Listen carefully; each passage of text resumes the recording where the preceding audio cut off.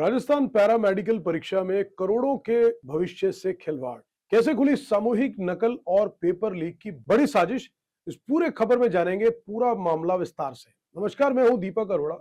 जरा सोचिए, अगर कोई छात्र महीनों तक मेहनत करके परीक्षा देने पहुंचे और परीक्षा केंद्र पर उसे पता चले कि कुछ छात्रों को पैसे लेकर पास कराने की पूरी तैयारी पहले से कर ली गई है, तो उस छात्र पर क्या बीतेगी। राजस्थान की राजधानी जयपुर से सामने आया मामला कुछ ऐसा ही है। यहाँ राजस्थान पैरा मेडिकल काउंसिल यानी आरपीएमसी की परीक्षा के दौरान कथित तौर पर सामूहिक नकल कराने और पेपर लीक जैसी गंभीर साजिश का खुलासा हुआ है। मामला इतना बड़ा कि परीक्षा केंद्र की मान्यता रद्द कर दी गई और 4 मुख्य आरोपियों को गिरफ्तार किया गया है। और अब पुलिस पूरे इस नेटवर्क की गहराई तक जांच कर रही है। लेकिन सवाल सिर्फ 4 आरोपियों का नहीं, सवाल यह है कि एक परीक्षा केंद्र तक सीमित मामला है या फिर इसके पीछे कोई बड़ा नेटवर्क काम कर रहा था।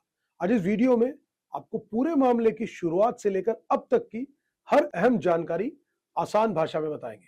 आखिर पूरा मामला है क्या। ये मामला जयपुर के कालवाड़ रोड स्थित प्रभा देवी मेमोरियल पीजी कॉलेज से जुड़ा है। यहाँ राजस्थान पैरा मेडिकल काउंसिल की परीक्षाएं आयोजित की जा रही थी। पुलिस के मुताबिक परीक्षा शुरू होने से पहले ही सूचना मिल गई थी कि इस केंद्र पर बड़े स्तर पर सामूहिक नकल कराने की तैयारी चल रही है।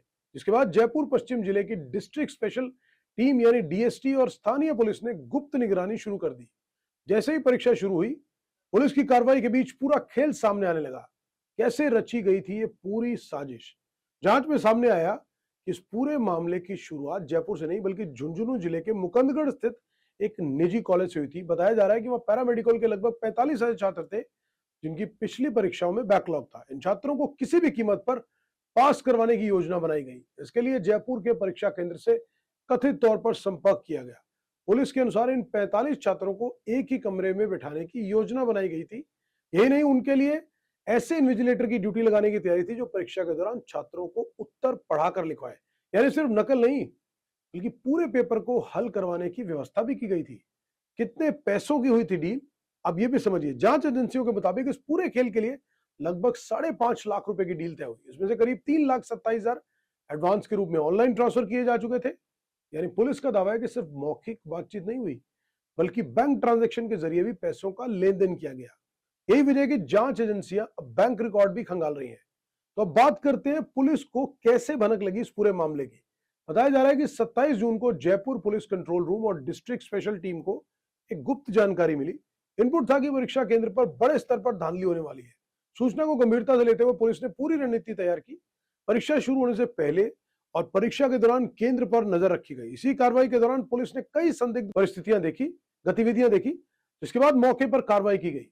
फिर परीक्षा केंद्र पर अचानक ये पूरा बवाल क्या हुआ, यही इस पूरे मामले का सबसे दिलचस्प हिस्सा है।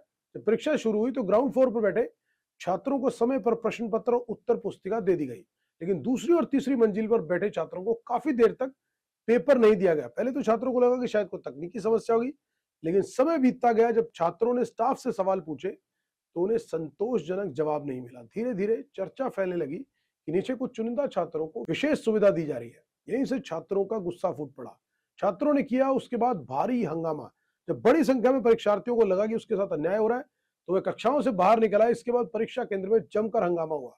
कई जगह खिड़कियों के शीशे तोड़े गए, दरवाजों को भी नुकसान पहुंचाया गया, टेबल और कुर्सियां भी फेंकी गई। कुछ ही देर में पूरे कॉलेज परिसर में अफरा तफरी मच गई। स्थिति इतनी बिगड़ गई कि स्थानीय पुलिस को अतिरिक्त पुलिस बल के साथ मौके पर पहुंचना पड़ा। अब उसके बाद जब पुलिस ने तफ्तीश की तो क्या क्या मिला। कार्रवाई के दौरान पुलिस के हाथ कुछ बेहद अहम दस्तावेज लगाए। बताया जा रहा है कि मौके से 2 डायरियां बरामद हुई। इनमें कथित तौर पर 45 छात्रों के नाम, उनके रोल नंबर और पैसे के लेन देन का पूरा रिकॉर्ड दर्ज था। अगर जांच में ये दस्तावेज सही साबित होते हैं तो ये पूरे मामले का सबसे अहम सबूत बन सकते हैं। अब इनमें किन लोगों को गिरफ्तार किया गया, तो बात करते हैं उन 4 मुख्य आरोपियों को जिन्हें पुलिस ने गिरफ्तार किया। पहला नाम है रामकृष्ण मंडीवाल। पुलिस के अनुसार यह परीक्षा केंद्र का मुख्य प्रशासक और संचालक है। दूसरा देवकृष्ण मंडीवाल, इसे कॉलेज के प्रबंधन और पैसे के लेन देन से जुड़ा बताया जा रहा है। तीसरा है कृष्ण कुमार सैनी, ये झुंझुनू के एस करण कॉलेज में पैरामेडिकल विभाग का एचओडी बताया जा रहा है। आरोप है कि इसी ने छात्रों से पैसे इकट्ठे कर पूरी डील करवाई। और चौथा है शंकर लाल जाट उर्फ बाजिया, ये उसी कॉलेज में लेक्चरर बताया जा रहा है। पुलिस का आरोप है कि इसने पूरी व्यवस्था को जमीन पर लागू करवाने में भूमिका निभाई। फिलहाल चारों आरोपी पुलिस रिमांड पर है। तो अब पुलिस की आगे जांच क्या कर रही है। जांच अब सिर्फ इन 4 लोगों तक सीमित नहीं है। पुलिस की साइबर टीम आरोपियों के मोबाइल फोन की जांच कर रही है, व्हाट्सएप की चैट खंगाली जा रही है, बैंक ट्रांजैक्शंस देखे जा रहे हैं कॉल रिकॉर्ड्स भी खंगाले जा रहे हैं। जांच एजेंसियों का दावा है कि ये पता लगाने की कोशिश कर रहे हैं कि क्या इस पूरे मामले में कुछ और लोग भी शामिल थे, क्या ऐसे कोई अधिकारी की भी भूमिका थी, क्या पहले भी ऐसे घटनाएं हुई हैं और क्या दूसरे परीक्षा केंद्रों पर भी इस तरह की सेटिंग होती रही है। इन सभी सवालों के जवाब अभी जांच के बाद ही सामने आएंगे। लेकिन राजस्थान पैरामेडिकल काउंसिल ने क्या कार्रवाई की है, इसको लेकर भी घटना सामने आने के बाद काउंसिल ने तुरंत हाई लेवल बैठक बुलाई। उसके बाद कई बड़े फैसले लिए गए। सबसे पहले प्रभा देवी मेमोरियल पीजी कॉलेज परीक्षा केंद्र के रूप में मान्यता को तत्काल प्रभाव से रद्द कर दिया गया। इसके अलावा संस्थान को ब्लैकलिस्ट करने की प्रक्रिया शुरू कर दी गई है और साथ ही इस केंद्र पर होने वाले डीसीएलटी, डीडीटी और डीईसीजीटी कोर्स की परीक्षाएं अगले आदेश तक स्थगित कर दी गई। यानी अब यहां फिलहाल कोई परीक्षा आयोजित नहीं होगी।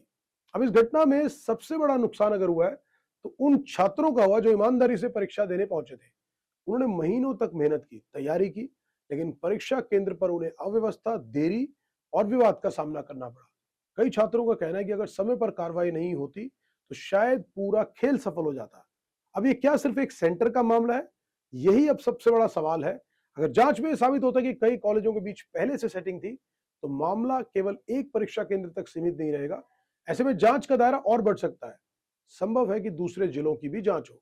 अगर किसी बड़े अधिकारी या अन्य संस्थान की भूमिका सामने आती है तो कार्रवाई और भी बड़ी हो सकती है। हालांकि फिलहाल इस संबंध में कोई आधिकारिक पुष्टि नहीं हुई और जांच जारी है। परीक्षाएं किसी भी छात्र के भविष्य का आधार होती है। अगर पैसे लेकर पास कराने जैसी व्यवस्था बन जाए तो मेहनत करने वाले लाखों छात्रों का भरोसा टूट जाता है। जयपुर में सामने आया ये मामला सिर्फ एक कॉलेज या 4 आरोपियों का नहीं, ये पूरे प्रदेश की परीक्षा तंत्र की पारदर्शिता पर सवाल खड़े करता है। अब सभी की नजर पुलिस जांच पर है कि क्या यह मामला सिर्फ यहीं खत्म होगा या फिर जांच में कोई बड़ा नेटवर्क सामने आएगा। इसका जवाब तो आने वाले दिनों में मिल जाएगा। अगर इस मामले में कोई नई जानकारी सामने आती है तो हम आपको सबसे पहले अपडेट देंगे। अगर आपको वीडियो पसंद आए तो इसे शेयर जरूर करिएगा और चैनल को सब्सक्राइब करके और कमेंट करके बताइए क्या परीक्षा में धांधली करने वालों के खिलाफ और सख्त कानून बनने चाहिए। डॉक्टर ऑर्थो, अब दर्द भी घुटने टेकेगा।